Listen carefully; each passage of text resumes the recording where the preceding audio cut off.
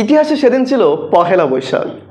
অনেকগুলো মেয়ের মাঝে আমি তোমাকে দেখেছিলাম, মুখ বাঁধা যেন এক অপরূপ, যেন এক স্বর্গের পরীর মতো এক মেয়ের পাশে তুমি দাঁড়িয়েছিলে। অনেকে তোমার দিকে তাকাচ্ছিল, পাশ থেকে আমার দুষ্টু বন্ধু বিদ্যুৎ খুক খুক করে কাটছিল। হঠাৎ করে ভিড়ের মাঝে যেই তুমি আমাকে দেখতে পেলে, মনে হলো তুমি হেঁটে নয় দৌড়ে আমার কাছে এলে। তারপর তুমি তোমার রুগ্ন হাতটা বাড়িয়ে দিলে, তারপর আমাকে বললে 10টা টাকা দাও বাছা। আসলে তুমি ছিলে অনাহারে থাকা এক বৃদ্ধ ফকির চাচা। হ্যাঁ, ওটা কিন্তু এক অনাহারে থাকা বৃদ্ধ ফকির চাচাই ছিল। তো মনে কিন্তু উল্টাপাল্টা টেনশন কিন্তু আসলে নেওয়ার দরকার নেই, কারণ সামনে কিন্তু এসএসসি পরীক্ষা এবং শুরুর দিকে কিন্তু আসলে বাংলা পরীক্ষাটা থাকবে। তো আজকে যেহেতু সামনে পহেলা বৈশাখ, আমার মনে হলো যে আসলে বাংলা সাজেশনের জন্য আসলে এই দিনটাই কিন্তু আসলে বেস্ট একটা দিন হবে। তো আমরা কিন্তু আজকে বাংলার সুপার ডুপার সাজেশন, এবং এখান থেকে কিন্তু 100% কিন্তু কমন কিন্তু থাকবেই। তো আমরা সেই জন্য আমাদের পাঠ্য বইয়ের যে অধ্যায়গুলো আছে এবং গদ্য এবং পদ্য থেকে কিন্তু আমরা বেস্ট অধ্যায়গুলোই কিন্তু তোমাদের জন্য কিন্তু আসলে সাজেশনের জন্য রেখেছি, এবং এখান থেকে তুমি মাস্ট বি এক সেট করে প্রশ্ন কিন্তু কমন কিন্তু পাবেই। তো প্রথমে আসি গদ্যর ক্ষেত্রে। তো গদ্যর ক্ষেত্রে প্রথমে আছে শোভা গল্প, রবীন্দ্রনাথ ঠাকুরের লেখা সেই বোবা মেয়েটাকে লেখা যে গল্পটি, শোভা গল্পটি। এখান থেকে কিন্তু প্রতি বছর কিন্তু একটা প্রশ্ন কিন্তু আসলে থাকে, কোনো একটা শোভার পরিবর্তে কোনো একটা অন্য, যারা আসলে অন্য কোনো একটা সমস্যা আছে, একটু প্রতিবন্ধী ভাব, যদি প্রতিবন্ধী বলা ঠিক না, তো সেই বিষয়টা নিয়ে একটা উদ্দীপক দিয়ে তোমাকে কিন্তু এই গল্পটা কিন্তু ইঙ্গিত করে কিন্তু তোমাকে সৃজনশীল কিন্তু প্রশ্ন দিতে পারে। এরপর মোতাহার হোসেন প্রমোদ চৌধুরীর বই পড়া প্রবন্ধটি, এরপরে মানুষ মোহাম্মদ সাল্লাল্লাহু আলাইহি সাল্লাম মোহাম্মদ ওয়াজেদ আলীর লেখা এটাও কিন্তু 5 স্টার। তবে শোভা এবং বই পড়া এগুলো কিন্তু 7 স্টার, অর্থাৎ এগুলো কিন্তু আরো বেশি পরিমাণ কিন্তু এখান থেকে সৃজনশীল আসার সম্ভাবনা আসার সম্ভাবনা কিন্তু আছে। ধরে নাও 100% কিন্তু এখান থেকে প্রশ্ন হবে। এরপরে আসি নিম গাছ, অর্থাৎ নিম গাছ কিন্তু গল্পটা কিন্তু খুবই ছোট। আমরা বলাই প্রসাদ মুখোপাধ্যায়ের একটি গল্প নিম গাছ, এখান থেকে কিন্তু এক প্রশ্ন কিন্তু আসলে থাকবেই। তারপরে শিক্ষা ও মনুষ্যত্ব, মোতাহার হোসেন চৌধুরীর লেখা এই প্রবন্ধটা থেকেও কিন্তু আসলে প্রশ্ন থাকবে। তো এই পাঁচটা যে গদ্য আছে, এখান থেকে কিন্তু সৃজনশীল কিন্তু তোমরা কমন পাবেই।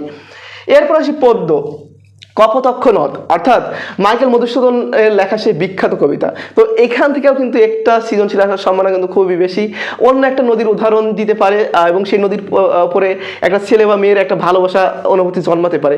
তো সেই কাহিনী দিয়ে কিন্তু এখান থেকে কিন্তু সৃজনশীল হওয়ার সম্ভাবনা কিন্তু আছে। তো এই কপোতক্ষ নদ কবিতাটা অবশ্যই কিন্তু ভালো করে পড়ে দিতে হবে সৃজনশীল লেখার জন্য। তো এটা একটা কিন্তু 7 স্টার মানের প্রশ্ন। তারপর ওমর ফারুক যে কবিতাটা আছে, এটা কিন্তু কাজী নজরুল ইসলামের লেখা, বিদ্রোহী কবি কাজী নজরুল ইসলামের লেখা। তো ওনার এইটাও কিন্তু খুবই ইম্পর্টেন্ট, যদিও এটা কপোতক্ষ নদের মতো অতটা ইম্পর্টেন্ট নয়, তবু এটা কিন্তু 5 স্টার মানের প্রশ্ন। তারপর সেদিন এই মাঠ, জীবনানন্দ দাশ, কুসুম কুমারী দাসের কিন্তু সন্তান। তো সেই জীবনানন্দ দাশের কবিতা কিন্তু সেই দিন এ মাঠ, এইটা কিন্তু আসলে খুবই একটা ইম্পর্টেন্ট একটা কবিতা। এরপর আমি কোনো আগন্তুক নয়, আহসান হাবিব, এবং তোমাকে পাওয়ার জন্য হে স্বাধীনতা, শামসুর রহমানের লেখা।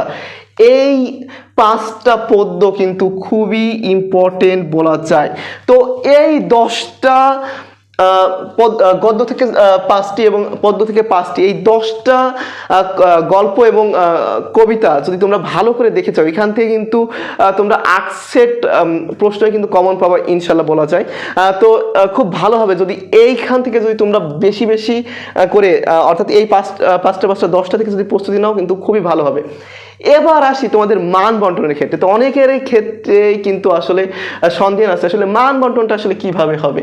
তো সৃজনশীল প্রশ্ন থাকবে 50 মার্কের, বর্ণনামূলক থাকবে 30 মার্ক, এবং বহু নির্বাচনী থাকবে 30 মার্কের।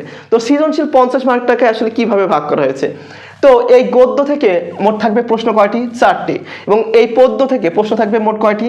4টি। এখন প্রত্যেকটা বিভাগ থেকে, অর্থাৎ গদ্য থেকে তোমাকে মাস্ট 2টা লিখতে হবে, এবং পদ্য থেকে মাস্ট তোমাকে 2টা কিন্তু আসলে লিখতে হবে, এবং মোট তোমাকে লিখতে হবে কয়টি? 5টা। এবং এই প্রত্যেকটা সৃজনশীলের জন্য তোমাকে কিন্তু আসলে 10 মার্ক করে দেওয়া হবে, অর্থাৎ 5 × 10 = 50 মার্ক। এবং বর্ণনামূলক, অর্থাৎ তোমাদের যে উপন্যাস অংশ আছে সেখান থেকে কিন্তু আসলে 4টি বর্ণনামূলক প্রশ্ন থাকবে এবং সেখান থেকে কিন্তু আসলে কয়টা লিখতে হবে, 2টা লিখতে হবে। এবং প্রত্যেকটা বর্ণনামূলক প্রশ্ন কিন্তু আসলে 2টা ভাগে বিভক্ত। এখানে ক এবং খ ভাগে কিন্তু একটা বর্ণনামূলক প্রশ্ন ভাগ থাকবে। কর জন্য 3 মার্ক এবং খ এর জন্য কয় মার্ক থাকবে, 7 মার্ক। তো টোটাল একটা প্রশ্নের জন্য 3 আর 7 মোট 10 মার্ক। 2টা বর্ণনামূলক এর জন্য আসলে কয় মার্ক, 20 মার্ক। এরপর আসি বহু নির্বাচনী। তো 30টা এমসিকিউ বা বহু নির্বাচনীমূলক প্রশ্ন কিন্তু আসলে থাকবে, প্রত্যেকটার মার্ক কিন্তু 1 এবং 30টার জন্য কিন্তু আসলে 30 মার্ক। তো এই 50, এই 20 এবং এই 30, এই টোটাল কিন্তু 100 মার্কের কিন্তু তোমাদের বাংলা পরীক্ষা হবে। তো আশা করি তোমরা খুব সুন্দরভাবে কিন্তু এই ক্লাসটা কিন্তু আসলে বুঝতে পেরেছো। তো পরবর্তী দিন আরও সব দারুণ ক্লাস এবং সাজেশন নিয়ে কিন্তু তোমাদের সামনে হাজির হব। আল্লাহ হাফেজ।